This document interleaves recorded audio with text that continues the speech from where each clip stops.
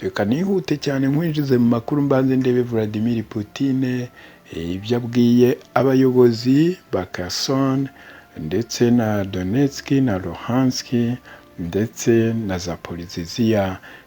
Kuri message ye yageragezaga gutambutsa yashimiye aba bayobozi ba Kherson ndetse na Zaporizhzhia, tutibagiwe na Donetsk na Luhansk.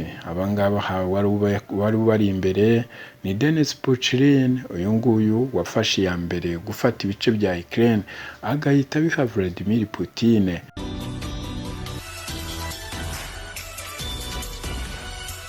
Suhuje nanone ngo ikaze kuri Rwanda Paparazzi TV, ni Vili Frank nkuko bisanzwe. Ikaze kuri mwese abo tugiye kuba turi kumwe namwe muri aya makuru ndetse tugakomezanya kugeza tuyasoje. Nizere ko mwese mwamaze gufata inyakiramajwi zanyu ngo tubane mu makuru.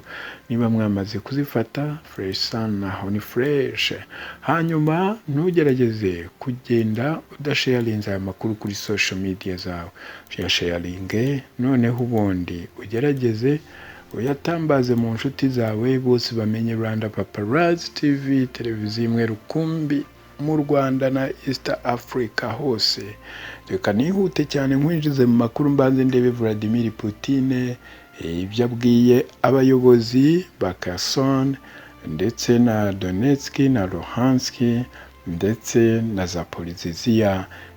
Kuri message ye yageragezaga gutambutsa yashimiye aba bayobozi ba Kherson ndetse na Zaporizhzhia, tutibagiwe na Donetsk na Luhansk. Abangaba wari bari imbere ni Denis Puchilin, uyu nguyu wafashe ya mbere gufata ibice bya Ukraine agahita biha Vladimir Putin. Kugeza ubu rero amakuru akomeza avuga ko Vladimir Putin ya hano ku muhuro we cyangwa se mu biganiro yakoze yasaga n'uri kubwira aba bategetsi yuko buri muntu ikibazo yaba afite muri izi ntara zabo bayobora yuko agomba kukivuga mbere y'igihe bije igategurwa, noneho ubundi bakazatangira gusanasana ibyo byose bashaka.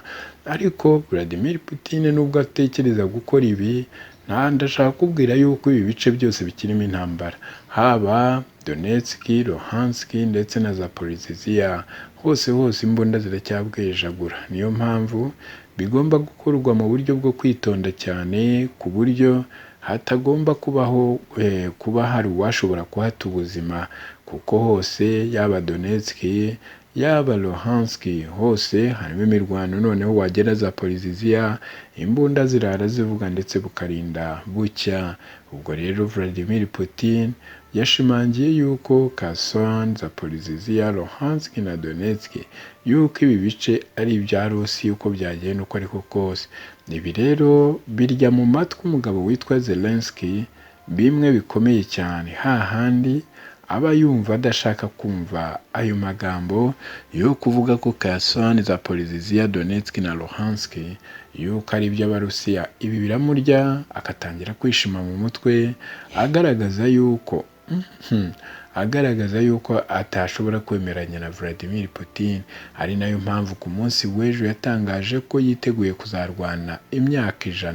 Arangije yishongora kuri Vladimir Putin aramubwira ati ikintu kimbabaza nuko nta n'imyaka 30 usigaranye kuri iyi si, ubundi yaba ari uyifite byajyaga kuba byiza tukazahanganira muri iyi mirwano mpaka kugeza ku munota wa nyuma. Aya ni amagambo yavuzwe na Perezida Zelensky ku munsi w'ejo, agerageza kwereka Uburusiya yuko atabutinye habe na gato, kandi ngo ari tayari kuzahora ahanganye nabo mpaka ku munota wa nyuma.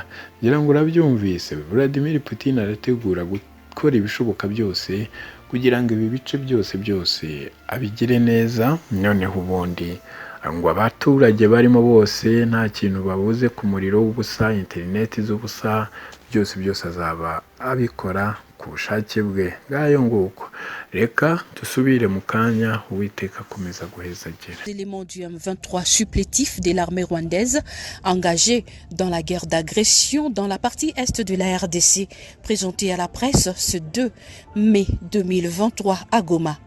Parmi eux, ceux qui ont attaqué dernièrement la force régionale de l'EAC en territoire de Massissi, renseigne le porte-parole des forces armées de la République démocratique du Congo au Nord Kivu. Ces éléments 1-23, supplétifs de l'armée rwandaise, qui, malgré le déploiement de l'East African Community Regional Force, les M23 et leurs parents de l'armée rwandaise ont attaqué dans le profondeur de Mushaki les contingents burundais. Informés de la situation, les forces armées de la République démocratique du Congo les a neutralisés. Et je tiens d'ailleurs à vous présenter quelques-uns qui font partie des éléments des forces armées de la République démocratique du Congo qui ont fait défection au sein de l'armée loyaliste pour se trouver de l'autre côté. Et nous avons mis la main et nous avons repris les armes. Non seulement cela, mais vous avez aussi ceux qu'on nous présente comme population, Bouvier, sur qui nous avons trouvé des armes. Donc ils sont utilisés aussi par l'armée rwandaise et le M23. Là au fond, vous voyez aussi d'autres éléments qui se sont rendus. Le lieutenant-colonel Ndjike Kaiko Guillaume ajoute que le mouvement du 23 mars continue de s'illustrer dans des violations des cessez-le-feu, mais également les violations des droits de l'homme. Les forces armées de la République démocratique du Congo respectent bel et bien les cessez-le-feu voulus par les accords des chefs d'État de l'East African Community. Mais qu'à cela ne tienne, nous n'allons céder aucun centimètre de la République démocratique du Congo. Ces hommes mis à la disposition de l'armée congolaise ont informé de la distribution des armes aux civils dans les zones sous occupation de la coalition RDF M23. Les forces armées de la République démocratique du Congo ne cessent de monter en puissance, surtout dans son volet formation et entraînement. C'est dans cette optique que les commandants de la 3e zone de défense, le lieutenant-général Mbangu Machita Marcel, a effectué une visite d'inspection et de commandement au centre d'entraînement lieutenant-général Baouma Akisangani ce mercredi 5 avril 2023 pour évaluer l'état d'avancement des entraînements militaires assurés par les instructeurs kenyans.